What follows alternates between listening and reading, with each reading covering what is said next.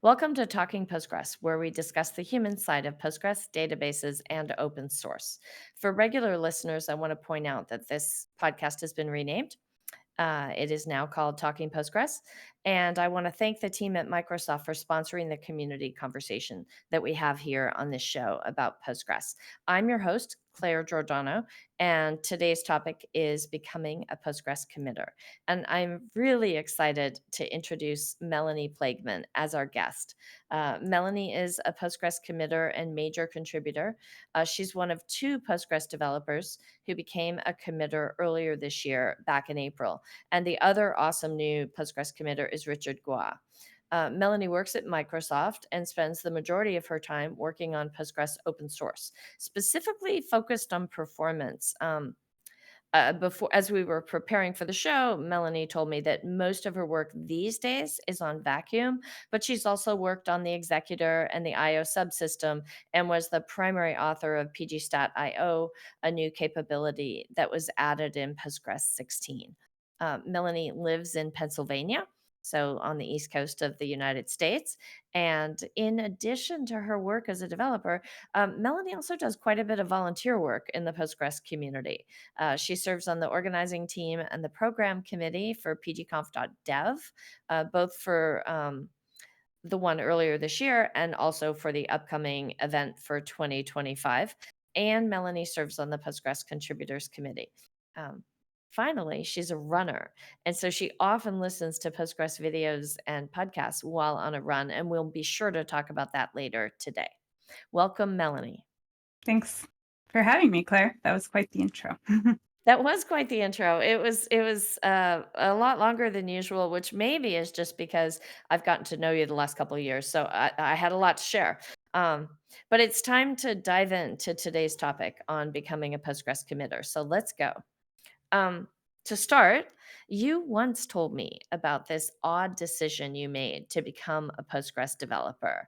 And the fact that you called it an odd decision, I found kind of odd. So I really wanted to start with that and ask about how did that decision happen?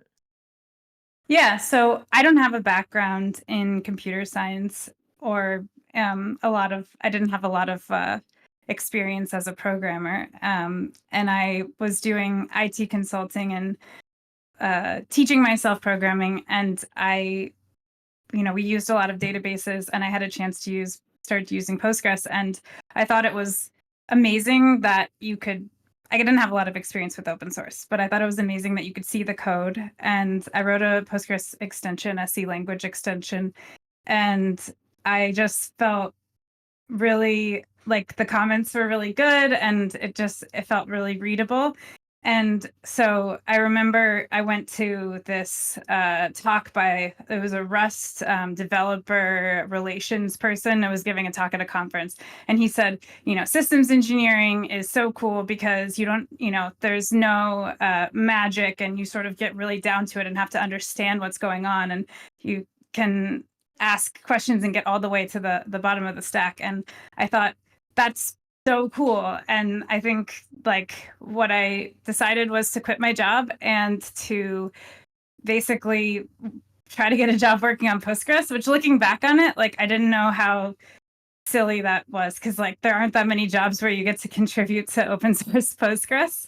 And I said, basically, from the start, my goal was to have my first job as an engineer be working on Postgres. And it kind of was I think now looking back on it, it's unusual to have that be, I don't want to do anything if I can't work on Postgres. That was my goal. So I ended up getting the opportunity to work at Greenplum, which is a distributed fork of Postgres. And part of the work I did was open source, but I got familiar with the code base. And I think over and over, I sort of chose Postgres because I felt like the values of the community in terms of quality and what they're trying to do, were really consistent with my personal values. I want to do good work, and I want to do it with other people that are also trying their hardest to do good work and that don't have an agenda that other than wanting to do meaningful good work and to have it be out in the open, basically. I think I want to make sure we quote that and share that somewhere along the way. I've heard that again and again from other guests, that just this commitment to the customers and the users and the quality, and trying to quote unquote do the right thing for the Postgres community. I just it's a common theme.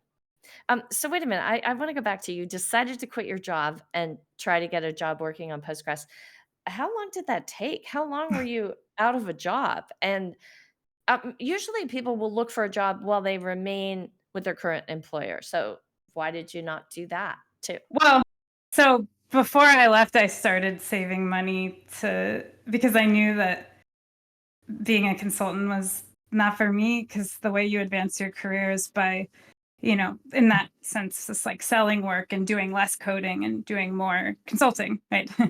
So, but once I was out of work for, I think, a year and a half. I'm trying to think. Yeah, a year and a half. But I didn't start interviewing at first. I just was like, I need to learn everything about being a good programmer. I need to learn about operating systems. And so my now husband was really great. He basically was like, here's a list of the things you need to learn to be a good programmer. And I was like, okay, let me learn these things. And I didn't want to just be a programmer. I wanted to specifically work on database internals. So I, took some online classes, and I spent a lot of time on things that weren't just Postgres. But I think writing Postgres, like C language Postgres extensions, is a really good way to get exposed to the code, and then sort of the style of, some of the abstractions and APIs that Postgres has internally. Some of those you can use when you're writing functions, and like it's sort of a way to not have to think about all the subsystems and know everything about database internals, but still create something that you can access via SQL. And I think at that point I underestimated the complexity of contributing to Postgres, because when you don't know anything, it doesn't seem like that big of a deal. So it took a bit to get that. And I think, Pivotal took a big risk on me, right? Like I, didn't have a track record of contributing to Postgres or writing code for databases. And I think, back then people question whether or not it's the right decision to bring in people that are just starting, but they had a culture that was really focused on collaboration and pair programming. And I had mentors that spent hundreds and hundreds of hours programming with me and teaching me about databases. And then I took classes at CMU, and I listened to every Andy Pavlo lecture ever. And I think one of the reasons I feel like not very many people have the opportunity that I have. We can't count on that being the path for most people to become Postgres contributors, because that's pretty lucky, right? That I happened to get a job where I could work on Postgres code and then have hundreds and hundreds of hours of other people's time mentoring me. So how do we I just really feel compelled to pay it forward as much as I can, because I was so lucky. Well, and you have been paying it forward when I think about some of the community work. And I know the topic of this episode is becoming a Postgres committer, but actually I was wondering, does some of the community work that you do, like serving on the organizing team for pgconf.dev, serving on the program committee for pgconf.dev, which is an annual conference that happens in Canada, that is really geared toward the Postgres developer community. Do you think that was a factor in, or a consideration by the Postgres team that said, "Hey, we want you to be a committer"? Well, I will caveat this with saying that I have not yet, because I just became a committer this year, been part of the process of selecting new committers. So, new committers are selected by existing committers, and there is a private mailing list where they discuss. And so I haven't been part of those conversations. And I was a little nervous about talking about this today, because I was like, well, what do I know about being a committer? I actually have no idea why I was asked to become a committer. But I think in conversation with some existing committers about, you know, the selection criteria or what they think. I think definitely like community work is part of it. If for no other reason than you're showing a commitment to stick around. It takes a long time to be productive writing Postgres code. And then inevitably other people invest time in you. They review your work. They, try to help you. And so if you do, you don't want to make someone a committer and then they just like fall off the face of the earth the next day because you kind of you spent all that time deciding if they should become a committer and reviewing their work and whatever. So ideally you have people that are going to, and also once they commit work, you want them to stick around and support it and maintain it.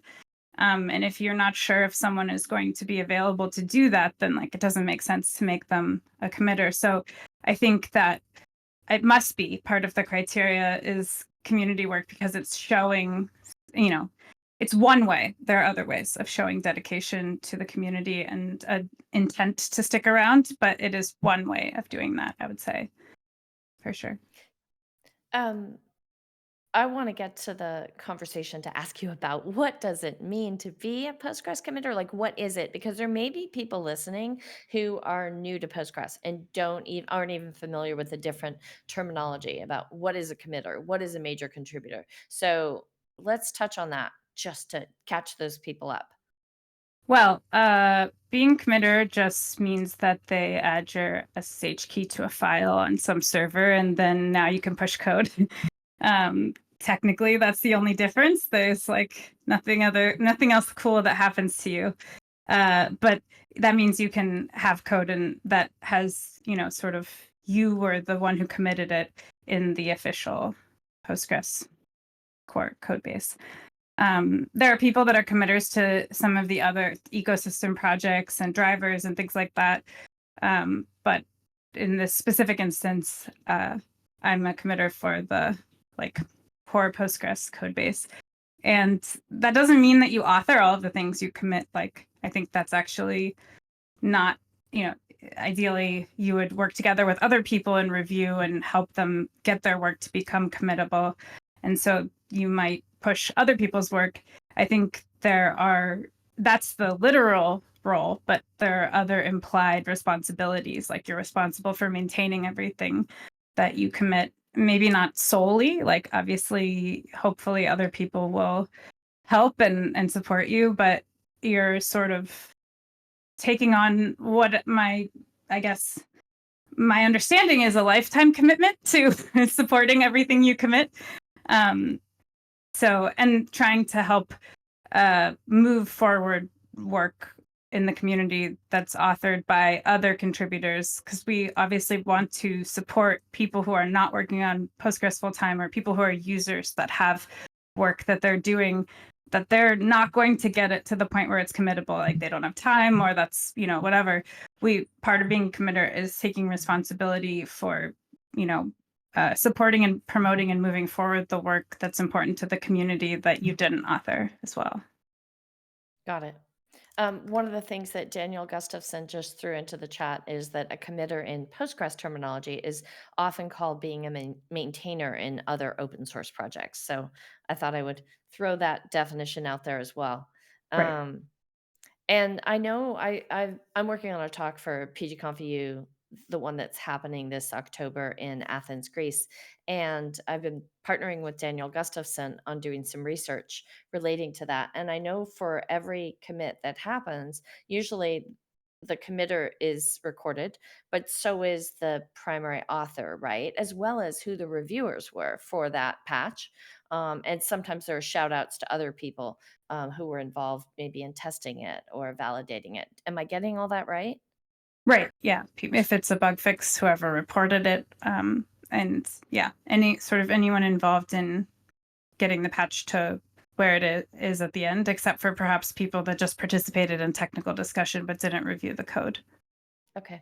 Which actually, I mean, makes a lot of sense for anyone who's worked in other open source communities. Attribution is really important, right? Giving people credit for the work that they've done and visibility for that contribution, whether it is reporting the bug or QAing it or code reviewing it, et cetera. So Anyway, it's certainly made our job a little bit easier that all of that is recorded because we've been looking at all the different contributions and trying to do an analysis of that.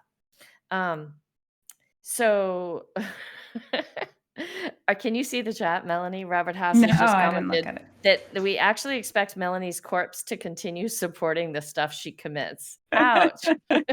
I guess he's talking about your lifetime commitment here. Yeah, exactly. Or I have to put in my will who I'm passing down my maintainer responsibility to. Got it. Okay, so this odd decision that you made when you quit your job and spent a year and a half both learning as well as probably looking, how many years ago was that? That was in 2016, and I started work in 2017 on Green Plum. Okay, and became a committer in 2024. So what Yeah, is that, 7 years then, right. approximately, Yeah. depending on the months? Okay, cool. Um, so Yeah, I'm very and aware that I think like it's pretty unusual for such an inexperienced programmer to probably be in this position. But I think I try to be really aware of where my weaknesses are and where my inexperience might lead me to come to the wrong conclusion or uh, look at things from the wrong perspective. And I think that's one of the reasons why I've sought out mentorship so aggressively is that I'm trying to make up for some of that sort of inexperience, if that makes sense. Well, you gave a talk last year at PGConfU that I was only able to attend part of because I was taking a lot of photographs. And so I had to hit 3 different talks during your session. But I was in your session for part of the time. And the title of it was Making Your Patch More Committable. And what I liked about it was first, you were sharing with other contributors to Postgres kind of what techniques you thought were helpful. We're going to make it far more likely for a patch to get committed rather than to sit out there in the ether for a year. Um, but I also liked the thoughtfulness that it showed that you were thinking about, is my email clear? Am I making it easy for the committer that I'm trying to work with to understand what I'm trying to do? Or am I making them have to work really hard by writing these really long, obscure emails? Um, so that was my takeaway from it. But I wanted to pitch it to you to tell me, why did you give that talk? What was your goal? Every year we have a few Postgres conferences, and if I want to speak, I try to think about what do I have that's unique to say. And usually that's based on what did I learn that year, or what do I feel like, what has been it's influenced by my focus, whatever my focus was that year. And in the past, at the beginning, I mean, I was very focused on technical things like just being able to write the patch and that kind of thing. But in the past couple years, I've been more focused on, how the strategy and how to break a project down into smaller pieces that are individually valuable and can move the project forward in a small way and that serve that larger project's goal. This is something that I've heard from people isn't required in all projects, like maybe in all open source projects, but for people that are working as developers, they may have a feature they're working on, and then that when it's done, they can just like commit it. They don't need to individually market and sell smaller sub projects and like hide their end agenda. I mean, you don't have to hide it, but everybody has limited attention, and none of us are being like the whole project doesn't have a PM that's saying these are the goals or whatever, right? So you have to really think about how can I use that limited amount of attention that I might be lucky enough to get from some other person on the mailing list, and how do I hook them? How do I get them interested? And then how do I give them all the information that they might need and like sort of be as clear as possible. And I sometimes struggle with this because I'm a rambler. I like to talk. I have lots of thoughts. I'm kind of stream of consciousness. So like just being really clear and thinking about what information is actually important to this other person and putting yourself in their shoes and that kind of thing. And even just like the ordering of the commits, the individual pieces, like what is the minimal thing that goes in this commit, and like how can I make it, if I look at this diff and I wipe out everything I know about this project, how can I make it as easy as possible to just like know what it does right away?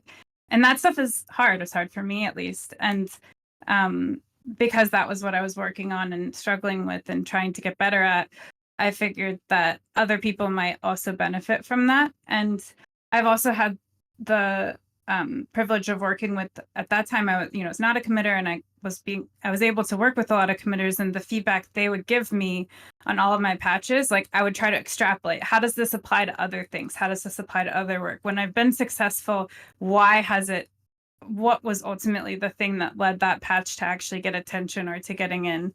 And then sort of put it all together into like a plan or a set of steps that you could use if you were trying to do the same thing, and give other people the benefit if they're not getting to meet and talk to committers about their individual patches, like what could they do also. Is it fair to say that you try to use the same, or that you do use the same analytical skills that help you navigate the code and solve problems in code? You try to apply those same analytical skills to, how do I work with people? How do I improve this process? How do I make sure I know why this patch was successful so that I can do it again? Am Yeah, I that's definitely true. It's like having a hypothesis and then um, trying different things and seeing which one works. There's definitely an aspect of that. And then the other thing is being able to, have empathy and mm, I think the more I spend time as a programmer, the harder it is for me to relate to other people, which is kind of funny. Like I spend so much time alone now, just like thinking about code and problems. And so to take a step back and to actually say, okay, someone that wasn't working on this, what would they think? It actually gets harder over time, um, which is interesting. so you feel like you're losing some of your people skills because you're spending so much time alone in your office working on code? Definitely that is happening. Also my tolerance for other people. But uh, I think See, I don't see that.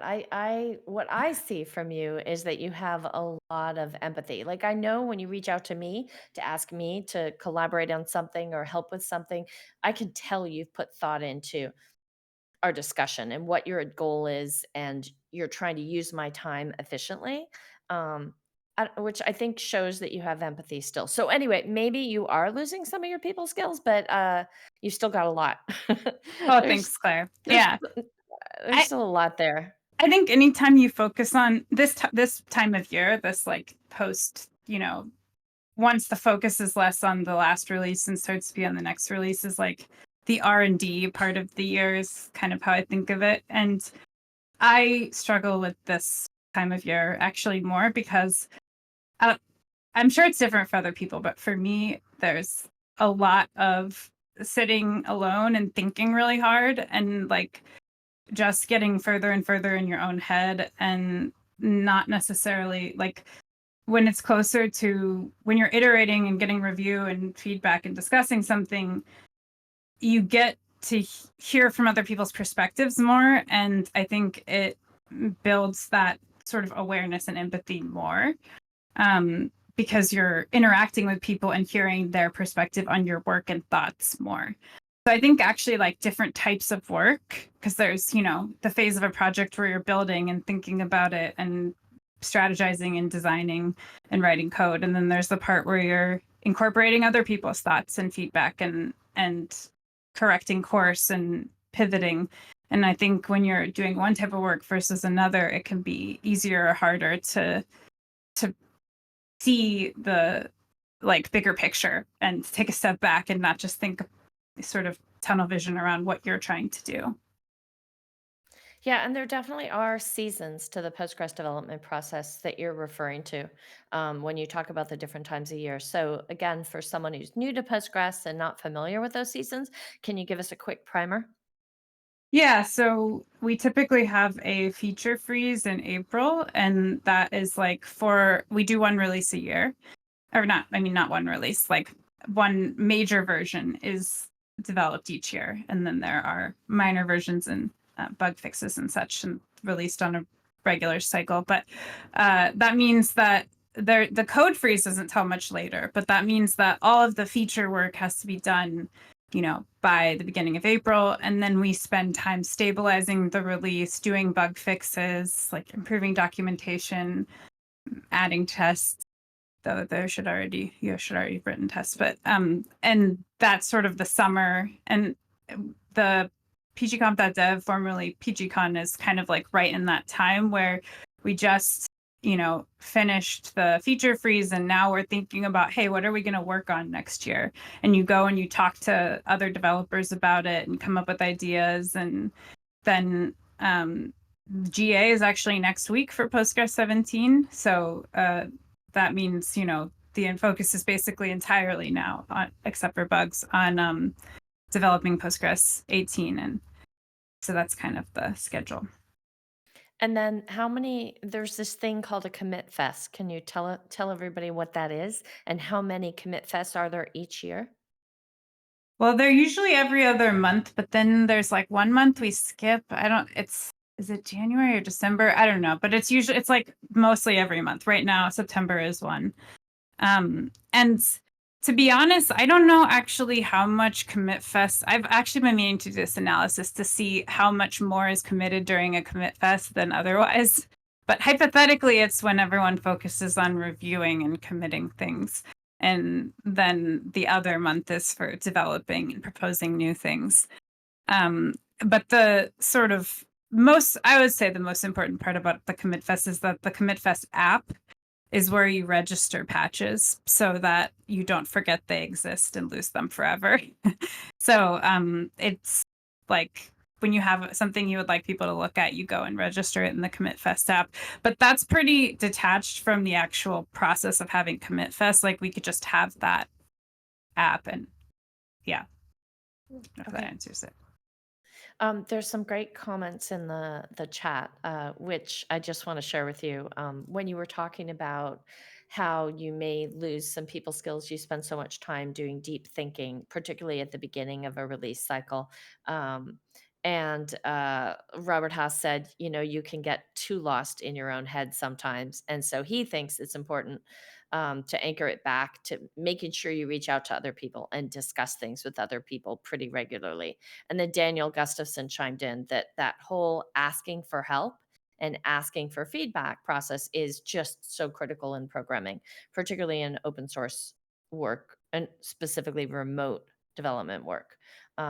So it's interesting because I have seen you ask for help. I have seen you ask for feedback, and like you said, you reached out. I think you reached out to Robert Haas along the way to ask him to be a mentor. Is that right? Yeah, we started working together a year ago, or meeting and talking, and actually, like, even the project that I'm working on right now, he's taken a lot of time to talk to me about it and what direction it should go.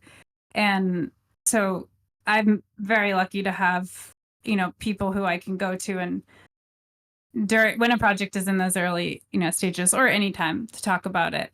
And one of the things that I've, noticed as I've been in the community longer is that, we say everything happens on the mailing list, but a lot of people are having one-on-ones and meeting and discussing, because there's so much that happens before a patch gets on the mailing list. Like, there's so much work and thought and versions and discussions.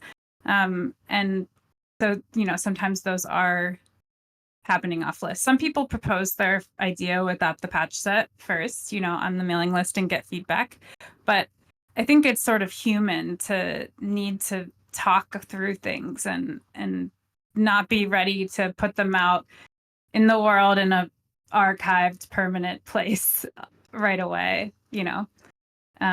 So that's something that I think, people that are contributing don't always realize. And one of the things, like, Robert started a mentorship program for Postgres. And I think one of the things that is great about it is that there are more venues for people who, aren't necessarily as plugged in with people who are major contributors to talk about Postgres development, because you kind of need that. You need to have those, this is what I was thinking, or how do you approach this problem, or whatever. It's like, I don't know that people can really be productive without having some of those conversations. And we didn't really have anywhere official to do that kind of thing before.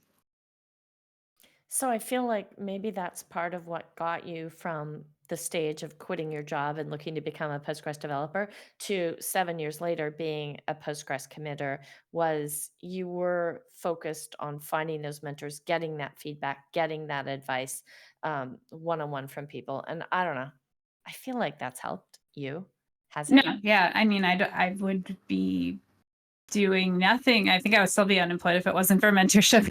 But I think, like, at least my perception is that taking feedback is like the most important thing that you can do and demonstrate that you can do in any role, but especially like if you want to become a committer. I think, like, if you're not willing to take feedback and adjust course and change what you're doing, then it's difficult to see for other people to see how to work with you and to understand how to work with you and to trust your judgment.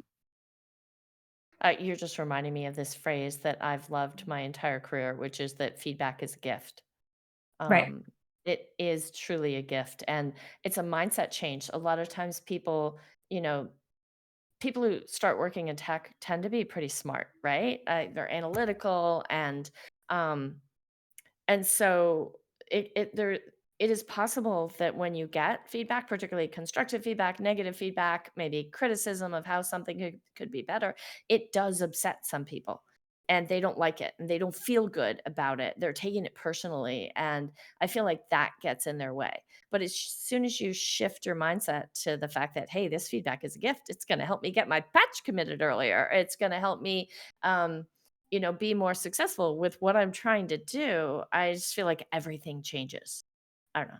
Yeah. And I also think the interesting thing about getting feedback in the Postgres community is that what is committable is not really about how clever it is, or like the standards or the criteria is not the same as it would be sort of in a vacuum or for your greenfield project or whatever, right? So, like, if you're getting feedback from committers on your patch that you need to take a different approach or this isn't going to work, like, you it's you have to think about it from their perspective of, like, they want you to not create more work for them, right? Like, ultimately, what we want, it, like, there's things that are the right thing for the project and the right thing for the code base. And so when you're getting feedback, it's not necessarily about whether or not you're good at engineering or your patch is a good patch. It's about, like, whether or not it's the right thing for Postgres. And I think, like, not taking things personally and thinking about it more from the perspective of, like, how can I make my work better, a better fit for Postgres, makes it hurt a little bit less, I guess. But it's still hard to, hear that your code is no good, especially because it's so much work. Like, it takes so long to write some patch that can even be proposed. But yeah. You're reminding me of one of my favorite Stephen King quotes, which is, I'll get it wrong, but it's something like, kill your darlings, be willing to kill your darlings. And I feel like the same thing can sometimes be true with writing, right? You can write words and you can love the way that sentence sounds or love the ideas in that sentence, but sometimes it's just a distraction and it needs to be deleted or it needs to be left on the cutting room floor. And that can be very hard for writers as well. Oh, Um, 100%. And, like, that was very hard for me at first, but I worked so hard on this, yeah. and it's like you have to take a step back and think about if someone was asking you about that idea and what you would say if you hadn't written it, right? Like, if someone points out a major technical flaw as you put together, a patch set or work on a project, in order to have something you can show people, you have to make a set series of assumptions and decisions. And so when you get to the end, someone, and have a proposal, someone might point out, hey, there's this major flaw in this, or, I think that's probably where discussing with people along the way is useful. But there still might be something that's a major issue. And you kind of have to like really think about if it might hurt that I did all this work and it has to be thrown away, but like, is this the right thing? Like, is this person right? Okay, they're right. Then I need to be okay with just throwing this away and doing something else and be glad that I learned something. And I think that's really hard, but it's also the only way that you'll keep going is if you still feel a sense of accomplishment, even if the percentage of your code that actually makes it into Postgres is very small compared to the amount that you write and the amount that you work on. Like very, very little of it will actually go in. And if you can still get up in the morning and not want to, and want to keep doing it, then like, I think you have to have that resiliency and in order to keep going. Well, and I feel like sometimes you just have to accept that the process is such that some of the work that I do is not going to land, but I have to go down these dead ends. I have to Right. go down these segues. I have to try on these different hats for size, even if I don't buy the hat, even if the hat doesn't look good in order. And I'm throwing out analogies left and right, and I know it, but that's just part of the process of getting to that end result, which is what you kind of are trying to get to. And the Um, hard thing is knowing the difference between when you had to do that thing and learn that lesson and throw away that work in order to move forward versus when you need to grow as a person and stop doing the wrong thing over and over. That's hard for me, at least. Not yes. Yeah. picking the wrong project or whatever. Yeah, you don't wanna keep hitting your head against the wall. Alright, you mentioned, I think a few minutes ago, and I really wanna go back to it, this mentorship program that Robert Haas has started within the Postgres developer community, and it's brand new, I think. It started just a couple of months ago, if I Mhm. recall. I first heard about it at I think it was at PGConf Dev back in May, but maybe it was I don't know. Could have been It right was before, could have been right after. mhm. So I know you're involved in some capacity, and I wanted you to just share with us a little bit about that because I my sense is this is relevant to becoming a Postgres committer, and it's relevant in two ways. One, I think your community work probably does show a sign of commitment and may have influenced that decision to have you become a committer. But two, I think it's super helpful to helping future Postgres committers get there, right? Having more mentorship. So talk to us. Tell me about it. Yeah, so I'm helping with program evaluation, and I volunteered to do that because I've had the benefit, like I said, of so much mentorship. And I've been in many different mentor relationships with people that work in different ways and have different ways of talking and thinking about things, and had to try to figure out how to get the most out of that relationship. And more recently, I've been helped mentor a few people, but I have less experience with that. Um, so I wanted to help with how can we most effective, like how can we help mentors and mentees get more out of this? Are there things that the program should do to support people? What does a mentorship program look like in the community, and like what can it achieve? What should it achieve? And that's like the reason I wanted to be involved in. So I've had many meetings now and met with almost, most of the mentors and mentees in the program. And I think it's early, it's pretty early, but uh, it seems like there's a lot of valuable interactions going on. And I think like some of the parts that are hard about being a Postgres contributor, uh, that some of those things that we feel like we can't address systemically in the project are things that can sort of be addressed in these one-on-one relationships. And I'm thinking, for example, of like, so, when you write a patch and put it on the mailing list, if no one responds to it, it's an email and eventually it disappears and everyone forgets about it. Maybe someone finds it one day in the archive and decides to reply to it. So, people who are newer to the community or have less prominence, have done less work, are really looking for someone to sort of like validate or support them and sort of bring attention to their work, or even just bump the thread and say, hey, I looked at this, and um part of that is everyone has limited time. So other people in the community, like especially committers, if they see, that another committer has said, hey, yeah, this idea kind of has legs, or this seems really simple, and if we want to do it, we should just do it. It kind of makes it easier for someone else to then say, oh, okay, like I can take the time to do that. Sort of the initial evaluation of whether or not something makes sense at all. And when you have a personal relationship to someone, you feel more responsibility to pay attention to them and their work. So I think like one of the things that I hear a lot from people in the program is having this one-on-one relationship with this person. It means that they pay a little bit more attention to me and my work, and that has impacted what I feel like my visibility is in the community.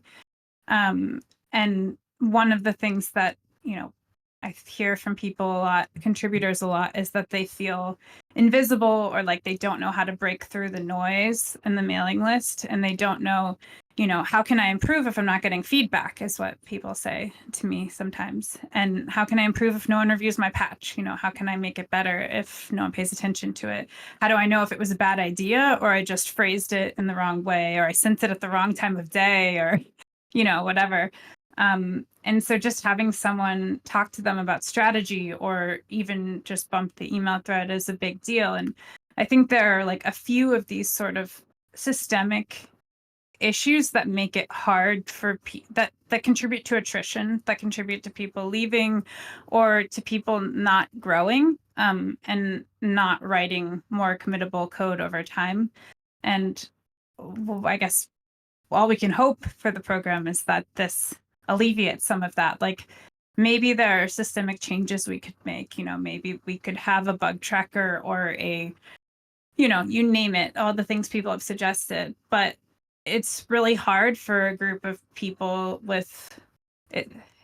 We have trouble making decisions and like picking things and moving forward, and for a lot of reasons, both good and bad. And so this is a sort of hack. It's an alternative approach, which is like, can we alleviate some of those things in a different way? Can we take like this different tack? And that seems to be what people are using the relationships for. A lot of them are, which is, I think, promising for us as a project. Robert Haas just shared a link to the blog post that he published back in, well, it's a list of mentoring related blog posts, but the one that he published in July said there were 34, at least at that point in time, 34 applications for people to, I think, be mentees, and 9 committer mentors who initially offered to mentor at least one person. Is that, have those numbers changed dramatically? Do you know? No, Or I, does I that think sound about it's, right? yeah, it's not like on, like he picked the mentors and mentees picked each other, and then that's like we're going to reevaluate in a year, or we haven't defined it exactly yet what Okay. to do. Yeah. And is the focus of the program on mentees predominantly, like how to help them? Or are you also, or is Robert also putting in place anything to help mentors figure out how to be a good mentor? Because I haven't talked extensively with people, but I have had a conversation with at least 2 or 3, I think it was 3 Postgres developers. And they were each like, "Yeah, I haven't done a lot of mentorship. I'm not sure I fully understand like what the expectation is of me."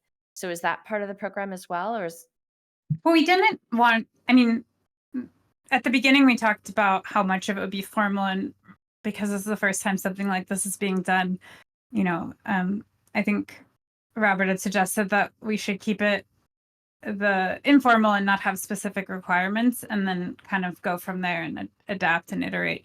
So, but that makes sense?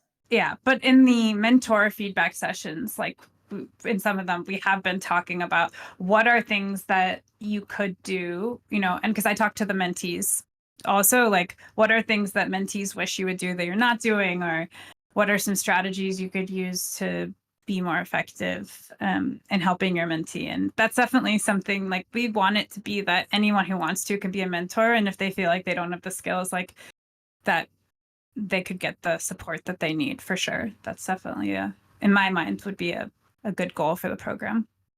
Okay, so there could be a whole podcast episode just talking about mentorship Yeah. and talking about Robert's program, and maybe I Yeah, should probably invite have to have Robert. Robert here. Yeah, maybe I have to invite Robert to be on the show, and then we can Yeah. talk about it more.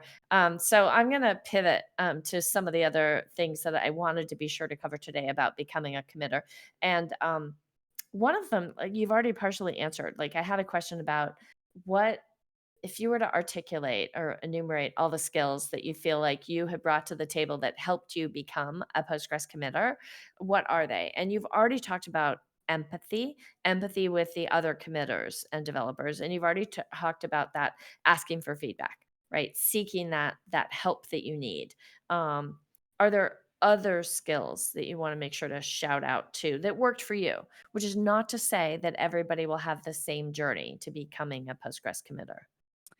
Yes. So again, like I'm not sure which of my skills or characteristics were relevant or instrumental, but for being selected. But I will say, like, what people have told me in general that's important is that people can trust your judgment, and that, if you never commit anything, then the worst that can happen is that it was a no op, right? Like making you a committer. But if you commit things that aren't committable, then you make more work for other committers. Like we have, of course, we always want more contributions, but we have a lot of contributions that we don't have the bandwidth to make committable. And so, like, really, you shouldn't have to be a committer to contribute to Postgres. Like we have lots of people who aren't, right? So Oh, the wait.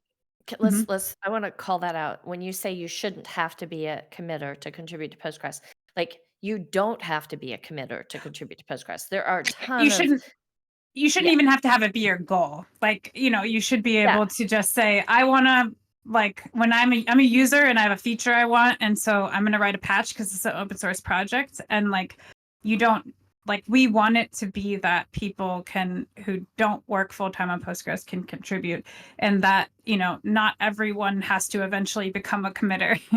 right. Or, yeah. So, like, we want a robust contributor ecosystem, basically. Yeah. And there's a long if we look at, like, all the people who contributed to Postgres 17, I would hazard a guess that there are many more non-committers who were the Oh, primary yeah. authors and who were contributors to the release, right? Yeah, okay, There's a ton of non-committers that author patches and features for sure. Yeah. okay. But I think that's sort of to the point of like being a committer is about a lot of things, but part of it is like uh helping that happen and alleviating the bottleneck on getting good work into Postgres, and also rejecting work that isn't the right fit for the project, and the having some idea of like the strategic direction that and the sort of architecture and design of the project, and what direction we're trying to go in, and what kinds of things contribute to that direction and what kinds of things don't, like um that sort of the steering and that kind of thing is part of it. But I'd say, like, just in terms of what you need to become a committer, like, I think my understanding from talking to people is a lot of it has to do with them trusting your judgment and trusting that, you will probably not make too many messes, and the ones you make, you'll be there to help clean them up, and that you will help to uh, you know, widen the funnel of like and alleviate some of the bottleneck of getting work in, and that you'll be conscientious of like all of the other people that have to work on this project, so you won't commit comments that are half baked or don't make sense, and that you'll think about the whole ecosystem and how does this work when with upgrade, and what about extensions, and there's so many things that aren't written down actually, that you have to think about, and that you have to sort of so far it seems like more of it is about not messing up than anything else.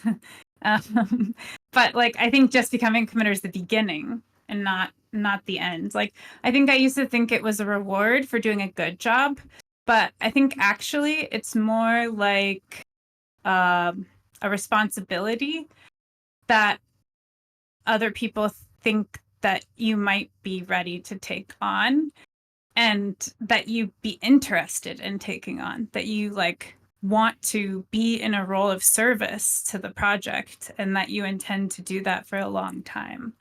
And so I think like taking that seriously and demonstrating good judgment, like taking on risks, like projects that are interesting, not just interesting, that are touch parts of the code base where you have to show judgment, that you understand what's okay and what's not okay, like, or reviewing things and weighing in on issues and demonstrating that you understand what's not acceptable, and what is good enough to go in. Not just good enough, but like what will make the code better and not worse, and will make the experience of everyone that you work with on this project easier and better and not worse. Like, it seems like it's more about that than it is about designing super cool, awesome big features. Because if you do that, and who cares if you make Postgres 20% faster if you make everyone else 50% less productive? Like, right? So maybe, and I'm not sure because I haven't been part of picking new committers yet, it seems like understanding that the weight of that responsibility, and the fact that you're not really there to do super cool stuff, you're there to protect and like, sort of not protect, but like help the project move forward and to be in service of the project and the other people that work on it. Now, I know that the committers work at a variety of different Postgres companies. So, for someone familiar with Postgres, we all know this, but not everybody listening to this is. You work for Microsoft. Previously, you worked at Green Plum. Are those the two Postgres companies that you've worked for? Yes, those are the two. Okay. And I know there are people on this call who work at EDB, maybe some from Amazon or Crunchy Data, right? I mean, people who contribute to Postgres are from many different companies. Um, so I don't know. Is there something to talk about here? Like, uh, Well, at my it's really important that we have contributors from different companies so that no single agenda can sort of drive the project. So it's truly a collaborative open source project and isn't one or two companies controlling it. got it.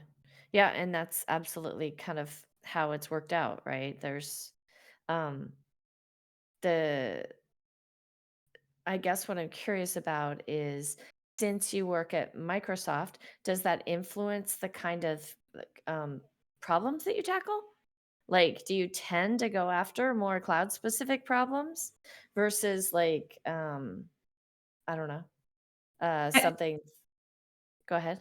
Oh, I was just going to say, I think when the system is working well, the companies that you work at, uh, help you get exposed to more user problems and give you like sort of make you more connected to what users are actually going through. But that ultimately the decision about whether or not something goes into Postgres is based on what's good for the project and not your employer. Got it. Okay, that makes sense. There's a question I was supposed to ask you earlier, and I have to know: did you have to apply to become a Postgres committer, or were you actually you kind of I guess told me this earlier. You were invited, and you don't really know what that decision making process was, right? That's correct. Yeah. Yeah. Okay, so when you were invited, was your decision to become a committer an immediate yes? Like, was it an email? Was it a phone call? Was it a face to face? And, did it take you 2 seconds to answer or longer? No, my answer was no right away, immediately. But um, yeah, but not because I didn't want to, but because I didn't feel ready. I mean, I've only committed like 2 patches, and it was like a one-line bug fix and a test. So I knew that I wouldn't be prolific even if I was a committer. And So I didn't feel like it made sense because I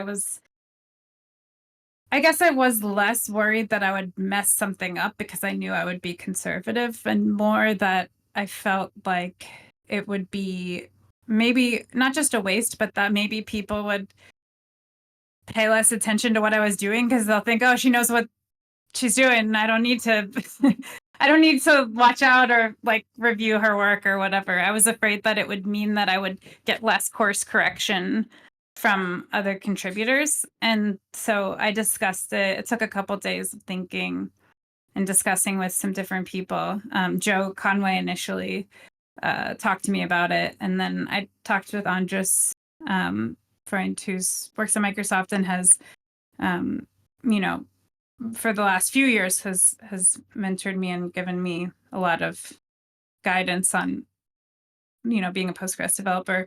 And no one really had any good answers and or was helpful, like no offense to them, but I think ultimately I know that this was what I wanted to do in the end because I love working on Postgres. Every day I wake up and I'm super excited, and I would do it if I wasn't being paid. Like I would do it just for fun on the side. Uh, so like it's what I eventually wanted. So I was like, I think it's the right thing to do to say yes, to demonstrate or make it clear that I'm interested, but to still ask for help because I definitely need help still. Yeah. Got it. So after it was just a couple days between that no and the yes. Well, I didn't say no. I was like, I said, Joe, I really don't think that's a good idea. and, and then, you know, uh, I said, I'll get back to you. Yeah. And yeah, it's obviously an honor that people feel like your judgment is there. Um, but I just want to do a good job and not mess everything up. like, you know, so I actually think it's a good sign that you were thoughtful about it, right? That you weren't like, you didn't go guns blaring in that I'm going to do this. Yes, I'm ready. I'll do it, right? You were thoughtful, which is exactly the same skill that probably will make you a really good committer. oh, Um, thanks. so looking at it from different angles. Okay, so wait, you just said something like you've only made 2 commits so far. Is that right? Just 2? Well, and Small? I also got to revert something, so that was like 3. Oh, you gotta count Um, the revert. Got it. yeah. Okay. Yeah, no, I haven't been very prolific. Part of it is that Yet, yet, yet. yeah, yeah. Yeah, I had all these plans, like, oh, I'm gonna review so many patches in the commit fest and like commit like comment fixes and help people with like small things so that and the problem is that I get fixated on like I'm working on this project right now and keep thinking that I'm 2 days away from figuring it out and finishing it. And so then yeah, I've kind of put off helping more. I would really like to be more helpful and to commit more of the sort of or to even just like review things that are early on in their development and need input. And I constantly feel guilty about that for sure. Daniel Gustafson in the chat just said that getting the commit sweats is nothing unusual. So you're not the what is that? Many of us who have committed to public facing big projects still double check and triple check even the smallest commit in fear of messing up. Yeah, there was a Um, lot of sweating. I think for the very first thing I committed, Robert actually texted me and was like, if you don't commit this, because he was on the release management team, and he was like, if you don't commit this bug fix, I'm going to just do it. And I was like, okay. It took, because I was going over it and going over it and going over it. And it took like threats to make me actually commit it. Um, I feel like there might be this transition that you're going through. And I don't know if the other new Postgres committer, Richard Goua, who we invited to join this podcast, but due to a bunch of logistical issues, he was not able to join. And I'm hoping to get him on the show in the future. But I don't know if he's in that same boat yet, but there's got to be a transition. I recently joined the board of directors for PGCA in the Postgres community, and I'm seeing all the work fly across, and I'm feeling like I'm not doing enough. I'm not learning fast enough. I'm trying to absorb information as fast as I can, but there's I don't know. It's a big responsibility, and I just don't feel ready yet to really dive in the way that some of the other folks are. So. Yeah, Richard and I once like we have one-on-ones. We basically I was like, let's think of ourselves as a cohort, and then whenever we're scared about something, we can ask each other.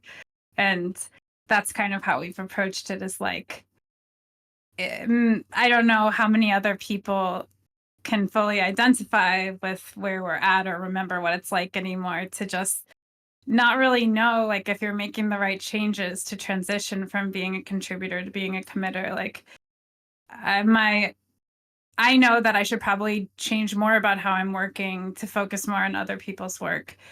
But yeah, so we kind of like try to support each other through that and figure out what it means and what, if anything, we should change about what we're doing and what our responsibility is to the community and to each other. It's all very anxiety inducing.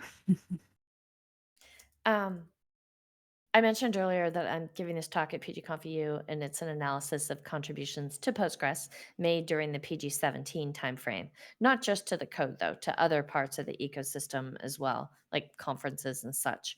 Um, One of the resources that Daniel and I started with when we started doing the analysis was a blog post by Robert Haas.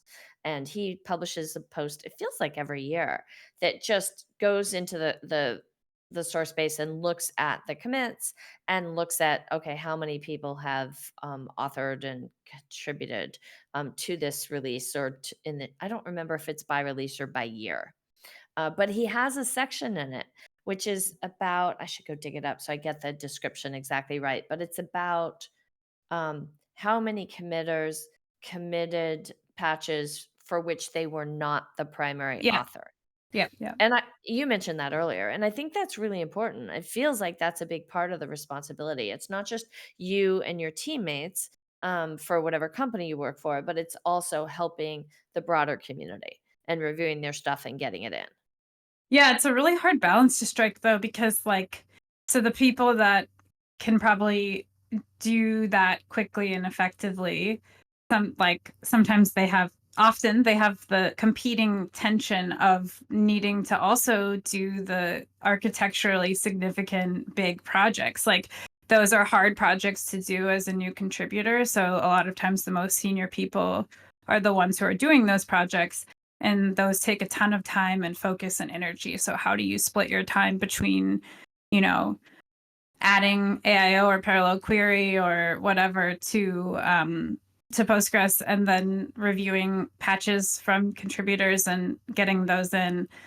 And like, I think at least what I've noticed is that it seems like it's something that senior committers struggle with a lot. And they're, some people, you'll note, people have seem to have different strategies. Like, some do one thing for a while and then transition, or I'd have to ask them how people typically deal with it. But I think it can be really hard to figure out how you should split your time, because if we never do there are things that we as a project need to do, like multi-threading or some other big significant projects to move forward as a project. But also, like, if we don't ever spend time on contributors' patches, first of all, we would fall out of touch with users and their real use cases. And then, like, we'd kind of be missing the point of being an open source project, right? Like, so I think it's really important to highlight those, committers that are committing work that they are not the primary author of, because there's not that much glory in that. Like, you don't, a lot of times if they didn't, like, a lot of times they'll make the decision not to list themselves as an author at all, maybe. Or if they do, not as a primary author. And so maybe you don't even show up in the release notes. But like, I know committers that have spent a lot of time on a patch set and then still not listed themselves as an author, because they wanted to encourage the contributor to feel like they, accomplished and like wrote this patch set and get credit for it. And I think that can it can be hard. It's like, well, if I go tell my employer, hey, I committed this person's patch that you don't have an agenda and getting like it's not strategically important to wherever Microsoft or but it's important for the project that contributors patches go in.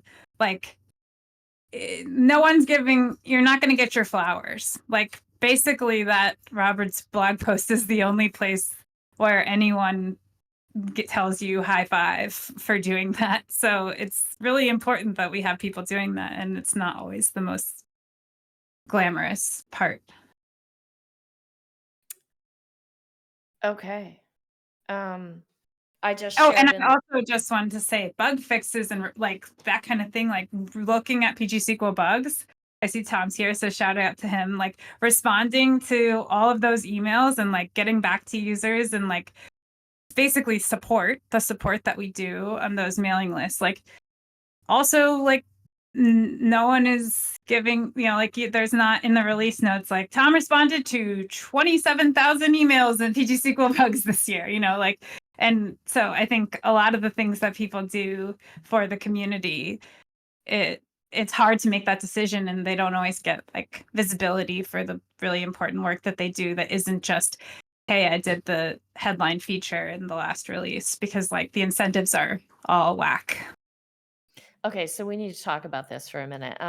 And one of the things you just touched on is in this Robert Haas blog post that we'll include a link to in the show notes and that I dropped in the chat. He also has a section on listing here are the people who sent at least 100 emails to PGSQL hackers in 2023. Right. And yeah, if you extended it to the other Postgres mailing lists as well, it might include more people. But Tom Lane was absolutely at the top of the list, followed for 2023 by Anders Freund, and the list goes from there. But you can see that collaboration, those responses to people. That's important too. Yeah, it's really important because they're giving people like feedback on their projects and like advice on what direction to go, and like work wouldn't get done if senior committers didn't spend time doing that, and other all contributors. And there's that aspect of like giving guidance to existing projects, and then there's I like responding to bugs and answering questions that other developers have about how do I do this, or how questions users have. And so the like it may seem weird that one of the metrics or the things that we highlight is how many emails people send, but there is so much meaningful work getting done in those emails that it really represents like how much are you enabling people in the community to move forward. On the blog post that we're talking about from Robert Haas, there's actually this section about which committers did the most work to commit patches for other people, right? And Yeah, Tom Lane is also at the top of that list as well. So there's big someone prop. who is very prolific. Yes. We're talking about And me not being prolific. now Yeah. I will give a shout out for this podcast. The guest for the October episode of Talking Postgres is going to be Tom Lane. So we're going to do that live recording on October 9th, and it'll get published a couple of days later. And there's a whole bunch of us who are really excited for that conversation too. So I'll we be can. there asking questions. I know you will be. And you're opinionated. And one of the things when you join the live recordings, you're obviously very active on the chat, and it makes it fun for those of us who are talking. So all right, I'm switching gears to go back to our conversation points. And I feel like this might be a good time to talk about the committee that I mentioned when I was doing the introduction in the beginning, because you've been serving, I'm not sure for how long, on the Postgres Contributors Committee. Is that right? Yeah, I think it was since April or March. It was like the spring of this year. So And not and not too long. and who else is on it? It's you, and is it Joe Conway? Yeah, and Christoph Berg. Okay, cool. So three of you right now. Right. And talk to me. What's it about? So I mean, like I said, one of the things about contributing to Postgres is that so first of all, like the release notes every year have all the people who contributed code, but there are so many people that contribute non-code. Like the community is about much more than just code.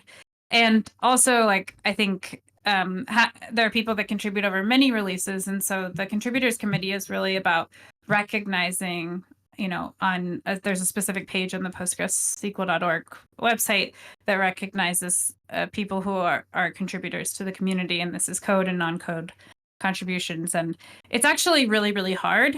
It's super important because, like, there's no, it's not like at a company where you get more money, you get a promotion, so like, how do we sort of give people recognition for all that they're doing to make the community run? But also, as the committee, it's difficult because, like, your bias plays into it. So I may hear more about what a particular person is doing because I know them, or I'm follow them on Twitter or whatever, like they speak at conferences, but then there might be conferences that I don't go to or I haven't heard about where they're super involved in making the Postgres community work in that region, or for people there, they're running pugs in that area. So a lot of it is trying to pay attention to everything that's happening in the Postgres community as much as possible and correct for your own bias. And then once there's someone that's nominated either by outside or by us, we have to do research and see, like, okay, what are all of the ways they've contributed, and when were those contributions made, and what kinds of contributions were there? And then are there other people who have contributed the same amount as them that are not recognized? So before we recognize someone, we try to make sure that anyone who's at the same level of contribution that hasn't been recognized, that we also recognize them at the same time.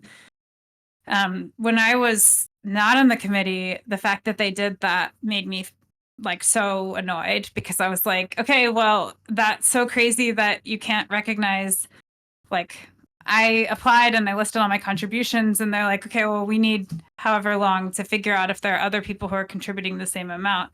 And it felt really frustrating, but I think there's also, it's really difficult. Like, fairness matters a lot, because in the community, like, we're a global open source project, and a lot of, I think it's really easy to just recognize the people who are in the in crowd, and that's like not what we want to do. So our mandate is sort of to try to be as unbiased as we can in recognizing people that are contributing to Postgres for a sustained amount of time.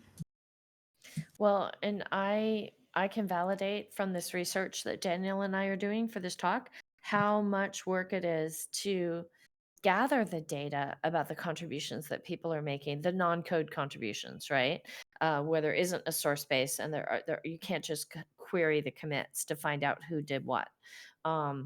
It's work, and it's tedious, and it's manual, and I haven't found a way to automate it. And so one of the things I'm hoping to do after it's all done is to, I don't know, maybe make some recommendations as to how we could make that process easier. Um, and Yeah, there's there's so many places too. Like, you could be like, how many questions are they answering on Stack Overflow? Are they active in the Postgres Slack? Like, are they, like I said, volunteering for a local pug that we haven't heard about because, I'm not always up to date on what's going on in the Nairobi pug or whatever, right? It's hard to know if you're getting a full picture. Yeah. Okay, so we've covered a lot of ground on this journey that you've been through on becoming a Postgres committer. Is there anything that I didn't ask that you wish I had, um, or that you expected me to, that you want our listeners to know about what it's like to contribute to Postgres? I have a list of things and I'm just looking at it right now. I mean, I guess it's not really a question for you, but on the chat, if there are things that the other committers who are in the live audience feel like I missed I'm very scared about misrepresenting this because I have so little experience as a committer. I'm afraid that I'm vastly misrepresenting the process requirements and selection criteria. So that's something that I would be interested in knowing. Well, and just to clarify, like the invitation to you was to tell your story, right? What your experience has been. And for anybody who's listening, like everything I've learned tells me that the different Postgres contributors and committers each have had very different journeys. I mean, in the last episode, we had David Rowley on the show, and he talked about how working in a cheese factory is what ultimately led him to Postgres. Right. Yeah, And that I story don't was amazing. yeah, wait, so is cheese in your background too, by the way? Yeah, well, when I did the IT consulting, one of my, one of our customer or clients was a cheese company. And that was like some of the first sort of database schemas that I saw were for they tracked like they're high-end cheesemakers, so they were very aware of their entire supply chain down to like the veterinary exams of their cows and everything. And so they had all of their database schema for like all these different things had so many cows and cheese in it. And I was just like felt like giggling in every single meeting because it was just like kind of surreal thinking about all businesses have tech, right? Like underlying it. And they did also dealt in like milk futures. And so there was like a whole, sort of database for all the analytical information they needed for that. And it just kind of is crazy if you think about it. Like every business needs to store their data in a reasonable way so they can query it. It's crazy. Yeah, it is crazy. I think Andrew Atkinson also chimed in on Twitter saying he had cheese in his background as well. And Yes. The he provolone to Postgres pipeline is what he called it, I think. oh my goodness. Um Okay, but the point is, I got a little distracted by the whole cheese thing, is that there's no single path. There are lots of paths in. So for anyone who's listening and wondering, is being a Postgres contributor in their future, you don't have to have cheese in your background. You don't have to quit your job and be unemployed for a year and a half. You don't have to work at Green Plum first. There are different journeys, and that's why I invited you here, was not to talk about the general process, but to talk about what your process was. So I don't think you could have misrepresented things by that measure. Um, I think the only thing that I guess we didn't talk about that I maybe wanted to say was that it wasn't, it was, there were many times where I wanted to quit, like trying to contribute to Postgres because, like, you can spend a lot of time feeling invisible because especially if you contribute full time, so there's no one at your job who's really paying attention to what you're working on. And if none of the work that you do in the community goes anywhere, and then you don't do other work, you can feel like basically what's the point of working? Because like you never produce output that actually is in software that anyone uses, and you never come up with ideas that are good enough to for anyone to even listen to, let alone like commit them. And I've talked to a lot of other new contributors that feel that way. And I've talked to many that have decided not, they wanted to work elsewhere and not continue to work on Postgres because they started out with this idea that Postgres is so great. It has such high standards. Like there's so many smart people there.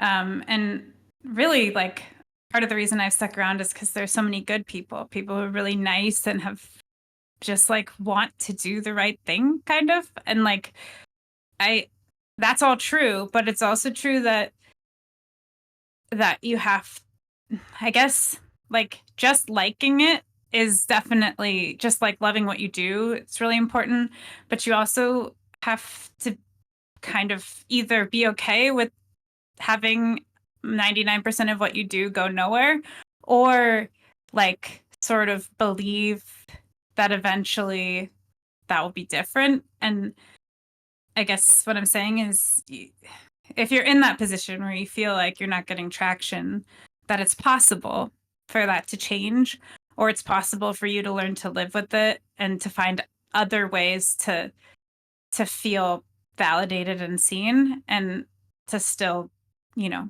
to move forward in the community. And I guess it's a message of hope, and hopefully other people can know that they're not alone. And I I hope that we find a way to lose less people to that, I guess. Yeah. Well, and I think that's why you shared some of the things that you shared in this discussion today, right? That's why this new mentorship program has been created, right? With Robert Haas taking the lead, but you're one of the contributors to it. At pgconf.dev this year, I know that there were some half-day sessions that were really useful for people who want to commit patches or want to contribute patches. There was an intro to hacking on Postgres session. There was a patch review workshop as well, and I know that you, as one of the conference organizers, were involved in saying, hey, we want to do more of that to help people who are becoming contributors or get through this process with more hope, with more effectiveness. Um, Yeah, I want people to hear like, "Hey, we want you here. If you're like nice and try hard and, want to be here, like we want to help you. We want you here." Maybe every email you write won't get a reply, but like there are people who'll try to help you and that you're wanted, basically. that seems like a perfect note on which to end today's discussion. Um, Melanie, I want to thank you for spending the time coming today, also coming to the sound check beforehand and sharing your story with us, and for all the times you've attended the live recordings of the podcast as well, chiming in with your opinions because you often have good questions and lots of good opinions as well. Thanks, Um, Claire. the next episode of Talking Postgres will be episode 20 that will be recorded live on Wednesday, October 9th at 10 a.m. PDT. I think it's still going to be PDT then. And the guest, as I mentioned earlier, will be Tom Lane. And the topic will be how I got started as a developer and in Postgres. So if you want to mark your calendar now to save that time so you can attend the live recording, just go to the link aka.ms slash talking Postgres hyphen EP20 hyphen cal. And you can get to past episodes and get links to subscribe to this podcast on all the different podcast platforms at talkingpostgres.com. Transcripts are included on the transistor pages for these episodes as well. And if you've enjoyed the podcast, please tell your friends and your teammates and the other database people you know, whether that's in person or on social media, however you share recommendations to your friends and followers. The hashtag is Talking Postgres, all one word. And word of mouth is really one of the best ways to help people discover this show. A big thank you to everybody who joined live as well. All the great comments on the Discord today were super helpful to me, and hopefully to you also, Melanie. Although, are you going to go reply now, or were you paying attention during the show, No, I'm Melanie? gonna go look now. Okay, great. I will too. Again, thank you. It's a wrap.